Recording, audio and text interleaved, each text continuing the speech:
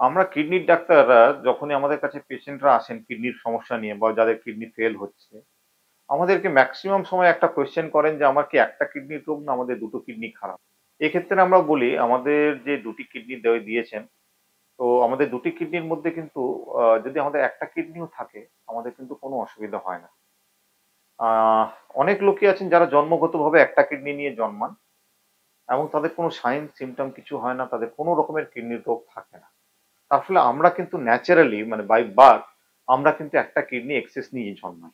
অর্থাৎ একটা কিডনি যদি পুরোপুরি ড্যামেজও হয়ে যায় এবং একটা কিডনি যদি আপনার ভালো থাকে, মানে যদি একটা কিডনি আপনার কেটে বাদও দিয়ে দিই, ধরুন কোনো রোগ হলো, আপনার ক্যান্সার হলো বা স্টোন হলো, কোনো কারণে আপনার একটা কিডনি বাদও দেওয়া হলো এবং একটা কিডনি ভালো থাকে, সেক্ষেত্রে কিন্তু আপনার কিডনি ফেলিওরে কোনো চান্স থাকে না। তো যখন আপনার কিডনি ফেলিওর হচ্ছে বা কিডনির রোগ দেখা দিচ্ছে, তার মানে কিন্তু আপনার দুটো কিডনিতেই কিন্তু এফেক্ট করেছে, তবেই কিন্তু আপনার কিডনি সিমটম গুলো দেখা দিচ্ছে, আইদার কিডনি দিয়ে প্রোটিন যাচ্ছে অথবা আপনার সিরাম ক্রিয়েটিনিন বাড়ছে।